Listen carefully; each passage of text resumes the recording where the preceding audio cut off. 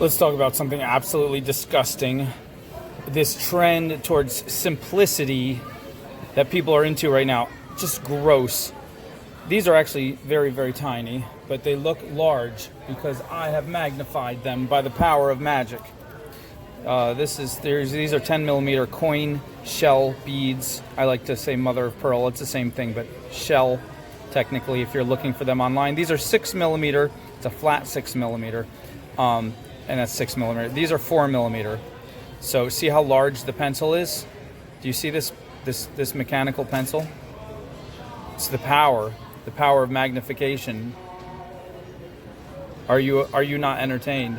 So the simplicity thing, you make all these fancy, crazy stuff, and then people walk around and look at what people are wearing. They're wearing one simple little teeny tiny stone or charm with one little teeny tiny chain as a bracelet. So you know what? Instead of fighting them, we're going to infiltrate them. We're going to get into their lair, their realm, and we're going to find what they like and trick them into buying the versions we make instead of the kinds that the machines make. The machine shall not overtake us. So just get a little itty bitty bit of chain, just a little itty bitty bit, any kind of chain you like. It could be, you could do a larger link, but you really, this dainty stuff is just sickeningly popular, and so just go with it. This looks like big chain, but this is actually very teeny tiny chain. It's almost microscopic if I didn't enhance it. So, and I don't know. Let's figure this out. I'm going to put these three together. That's going to be the fanciest I'm going to go. Everything else is just going to be a single stone on a little bit of chain with a little baby lobster clasp, and that's it. And then we're going to sell them for like $500 each because we're going to give them some Italian name brand, and that's how it's going to be. 20 and 22 gauge à votre service. See, watch this. I'm going to do the simplest one first, just to freak you guys out at the simplicity. I'm just going to cut 2 inches. I don't even need that. It's too much. I've already made it too complicated. I'm just going to take this one little pretty stone. I like this. It's like a shell composite. You got to see it in the you got to really see it in the light. It's actually a really pretty stone. See? But now we'll go back to the regular lighting that this camera hates me. Actually, Camera and I have been going to therapy, so we're trying to learn to get along better now. So just take this wire like this, and no, Camera, we're focusing on my fingers now, not the stones on the table. Fingers. There we go. It's just such a rebellious camera. Just bend it. It's like a 1/2 inch less. It's like a 1/3 of an inch. Bend it right angle. Roll it back. All with the round nose. Just gently roll. Right? Hold it flat. There we go. Thanks, Camera. Thanks for coming through in the end. The very end. All right? Make that tight. Push it up against there. Still can make it a little tighter. There we go. All right. Now, bend it against the stone. Cut off that same little tiny bit amount. I should have prepared for this by having my cutters ready.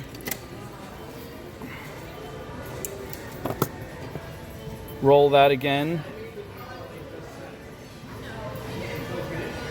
Just gently roll it. Make sure it's tight. And that's it. That's your bracelet right there. Is that not? It's like not even handmade. It's like almost a crime. Please don't call the police. If you do call the police, then, just give me a heads up so I can get a head start in my getaway. So, like, look at this. Like, average bracelet, they say, is 7 inches, but these are little teeny tiny dainty wrists we're going to be selling to mostly. So you can do different sizes, and if you have a large chain link, the lobster clasp could catch it anywhere and make it different sizes, or you could put a length of jump rings on the end so the lobster clasp can make it different sizes. But long story short, I'm just going to do like a really small 5.5 inches, which is like 11 centimeters. Whoops, wrong side. I'll learn how this ruler thing works eventually. Let's see. There we go. Not even 5.5. We're gonna go 5. That's it, 5 inches. We'll make a little bit of room for the stone and a little bit of room for the lobster clasp. So it'll end up 5.5. But this is going to be the daintiest little thing. Now take our chain and just find the middle part and cut it in half. And we're just going to put that little stone in the middle. That's it. Did you need a video for this? I could have told you this in 10 seconds. Like, this is criminal that I stretched this out for 5 minutes. Oh my gosh, I thought it was 3 minutes. This is horrible. Let's put this on. Just open the link you just created and close it. Always turning it sideways like a door. Always this way, not this way, because you'll warp it, just like a jump ring. Always open your links and your jump rings sideways. All your loops, always sideways. That's the way. But this, I'm telling you, this is criminal. Try to use a very tiny lobster clasp, because the harder it is to get it on their wrist, the more they're willing to pay, because they'll think it's more elite. Voila, and that's it. And I'm afraid I made this one too complicated by adding 2 extra jump rings, so now it probably won't sell because it's not simple enough. But whatever. You could do the next one. I'm going to do the next one by just putting these 3 together and doing the same thing that you just saw, so you don't have to watch that again. And then the same thing with the amethyst you just saw.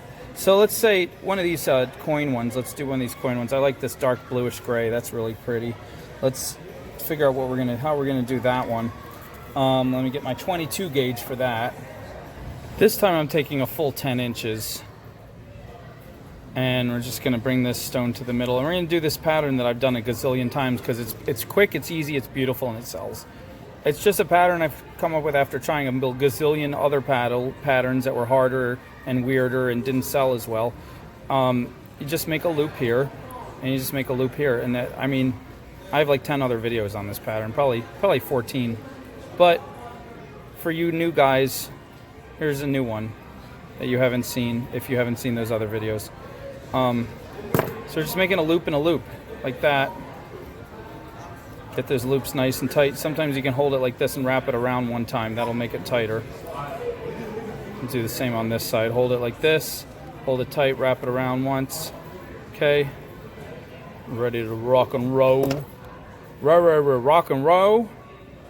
Okay, pick the side we think is prettier. Fold this over. Cross them like they're linking, and then just start wrapping them around, chasing each other the same direction in a circle. And this silver is still, I need to get the better silver. This silver is a little hard and not as smooth.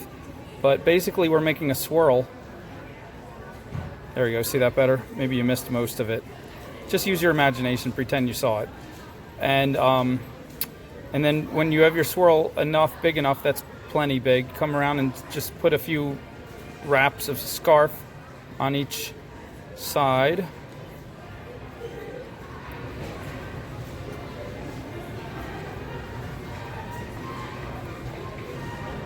And then come in the back and halfway across the loop, just cut it. This is very tiny and dainty, so you might have to be careful you cut it just right. And then tuck in that little part right there. That little tiny part on the end, just tuck it in the little bowl made by the scarf. Same on this side. I promise I'm going to learn some new techniques. Everybody's getting bored of these. I'm getting people mailing me letters saying, I'm so tired of looking at these techniques. You need to do new techniques, or I'm canceling my $1,000 a month membership. To which I say, who are you paying $1,000 a month? Because I'm not getting that. Somebody is tricking you. All right, so this loop came out kind of weird and wonky, but that's fine. I'm going to go with it. I like it. And see, this looks kind of okay like this, but it's actually super microscopic. It's so tiny you can hardly see it. Look, this is my thumbnail next to it. So, yes, I know I need to cut my thumbnail better.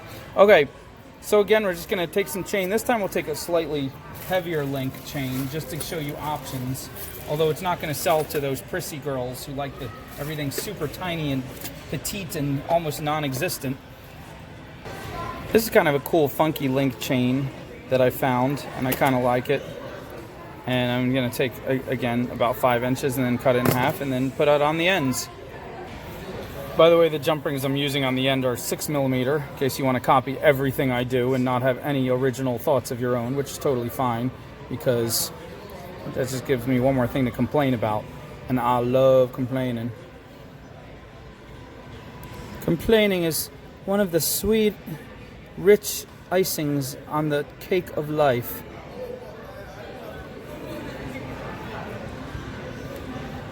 That's an old Croatian proverb that I just invented today. I think it's little 3 or 4mm jump rings I'm using to connect the stone to the rest of the chain. I gotta be boring you guys by now. You should put these videos on to help you go to sleep at night. It's like, it's excellently, calmingly boring. Voila. Of course, you can always ruin the rule of simplicity by putting a few cute little charms hanging out on the edge. And, you know, I think that looks cute, but of course it's going to make it unsellable. Whatever. We do this because we like to do it, right? We don't care about selling.